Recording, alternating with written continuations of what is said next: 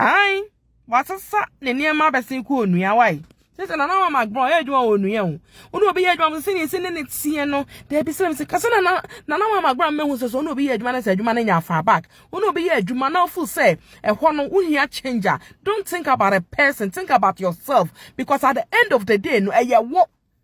Oh, obo onu obi edwuma se edwuma na se yentua ne ka chinchina wose ai man will rise again. Raze pe on fa biem because of na mo so no na adwuma no collapse ye uno obi ye adwuma wo mu nemu na enchi oba wo chia wo no ogina no achia no ato mu sese oba wo chia no de on na mo so ote ho se ne kwa se na no sini mete ono ote sen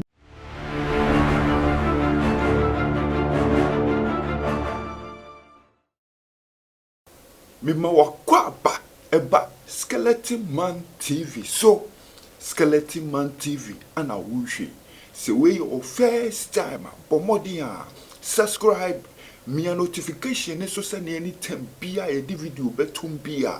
oso sabeka no anya bia hwe wo hwe a comment fa ho kire wadwen efa video no ho abusua like na share video no emo bia so enya binhwe me dase bebre abusua eye nana Mcbrown free we free UTV eko onua no sensem ehihye ho pa free we free UTV no busua sensem ehihye ho pa na eye ma Linda Osei a obesi wo UK wo bi sem ne so wo bi feelings ni nyina a o kiremu a se enkofu bi ewo UTV ho no mu a eye United Showbiz ne panelists no ebim wo ho a se ne e force wo mo e de hye na Mcbrown ye de hye ne kon so onye den onu mo nya adwuma se na makase sa ni pay a modi ne pay ebe ya mo ntwene san a omo se no chinchina ye den eni sa nipa no enya adwuma a o se chese akofa ka bibri ayeden abre na Mcbrown ebu court nsensem nyina ana o sa se si de nipa bi ba show ni so a na matumi e kase no enipa we de ma mo fa no ma enso UTV mpanyufo ebe den ebe impose nipa no se chinchina na ma onye den wonko ye show no na ma Linda se we employer na se wo employ bia aya muntie omonso kakra na nyese tem bia mo ana mo decision eye den eye final enti abusua na wotumi se na nama na afuno no papa wotumi se na de ekoso no na afuno no enti ma ne beye se bola suja abusua esuro ne de wo hwehwe o nanso ase no ayehyehyehye tina nsem ye den ehyehyɛ honom and finally abusua se die obia ye den apart in ways and nama wa finding herself in a different media house se ya eye onua na abusua mumienko ne enkotie ma Linda ne Felisa oyiyi pie ye no mumienko tie no biti fosu tie be ha omra menka mo binti wo say na mo hu me na me ye nkwalelesi bi na Mcbrown me 6 Maxwell me 6 Maxwell mensa baby magazine mame eso ye adwuma unia we free UTV oh can be bia ntia mo hu me na me ye nkwarares na mpese me hu se no kora na asa nye no kore okwo onua no onko onua sen onko onua sen unu obi ye adwuma na so den me enfa nto asem de ato me enfa nto me enfa we ma wasem de beba me enfa we nto e de ka na Mcbrown ko UTV eka ye de ko gina court mu nyina bede wonya obi won mo no obi ye adwuma so be gya adwuma na kono so mi gya obeye mobo obi adwuma ebede na ogya mani pa na ye mobo obi adwuma wono na ye na adwuma wafa no gya ne kwa wonim sa asesa wono oti we nya fe niema bi adane ena bi asesa o si de bi se no si pemasem no opo asema ka niema asesa ope wasem anka ne ma asesa se mo ye obi adwuma na mo ho little bit symptoms a enkyere mo se mo mpagam bag ena na mama brang antna me anyini bag anto anguo mi se we do no asesa fa kyere wa besin ko onua ai wasesa ne niema besin ko onua wai sese na mama Mcbrown adwuma onua hu onu obi ye adwuma se ne tie no de bi se kase na mama Mcbrown mehu se so onu obi ye adwuma na se adwuma na nya fa back onu obi ye adwuma na full say ehwo no uhia changer. Don't think about a person, think about yourself, because at the end of the day no eye wo oh obi onu obi ye adwuma se adwuma na se ye ntua ne ka chinchina wose ai man will rise again. Rise pe on fa biem because of kase na mo so no na adwuma no collapse ye onu obi ye adwuma wo mu na enchi oba wo chia wo no ogina no achia no ato mu sese oba wo chia no de on na mo so ote ho se ne kwa se na no si ni mete ono ote sen enipa bebrate na adwuma ma adwuma na pragu wo mo so e na ye di nani se wo be fa ne bag akọ na ni makọ hwese ho so bibi wo ho papa bi wo be firi wo aba na aboa no se da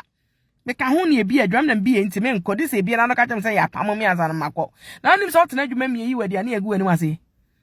otena adwuma me yi wadi ane egu na ho symptoms bi se symptoms no se moa wa fa bag kra wo mo na to flower ma adwuma ru na ma no card and count say thank you to receiving me, thank you, I'm going.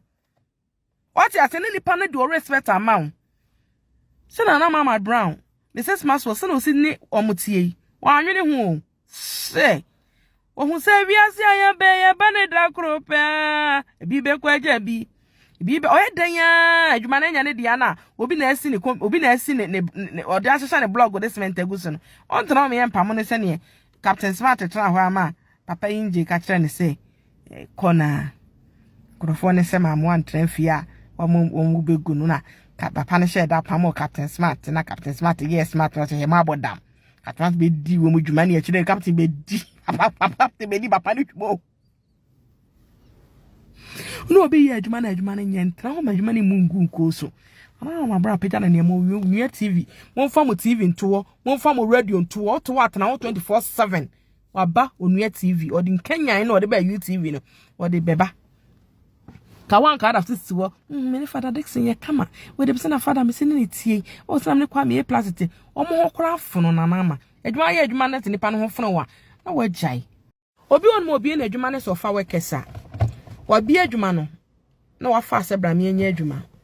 adwuma no yiri nyina no afro asebra me anya adwuma obefa de no de for ade asebra wodi ade aseba ye befa de na apese enye adwuma ne timi ya no wodi bibia ba wonfa adwuma ne timi ya wo ade asebia no ade ma adwuma ra na obefa meme na me ye adwuma na me nima bonten de yekoso wo ye manager wo hyedem wonim de yekoso ti me a wafa oyin prime na me no ye adwuma no a me na me ti wo adwuma ne mu no minim product ani pape minim niema akofa ba ni pape minim ku anko de ba na de twe amafoti de sra amafoti obo no ma ne enku akofa ba de twe ni ti de ye tire de stretch ni sa hairdresser salon ra enku na bubu amafoti wo wo hyetre bi na wo hyetre me na me ye tire adwuma no de ya betenim se ku na waje na ye de ye adwuma enye okoka se eh adwuma me de abetu akyeram de menye o timi kyerɛ de onye beto no na wo ye adwuma wono na wotua ne ka adwuma no ye a na wo no wobenya sika de atua ne ka wo kyerɛ wo se nku akofa ba na enye ebubu amafo nyu ada wonim bibi kyame wonim so ne bibi kyame akofa na be yɛden so wonim so wonim bibi a kyɛ na wono akofa so manye adwuma na ne sen managers ne companies bi wo ne so mo fa wadwuma o mo so dene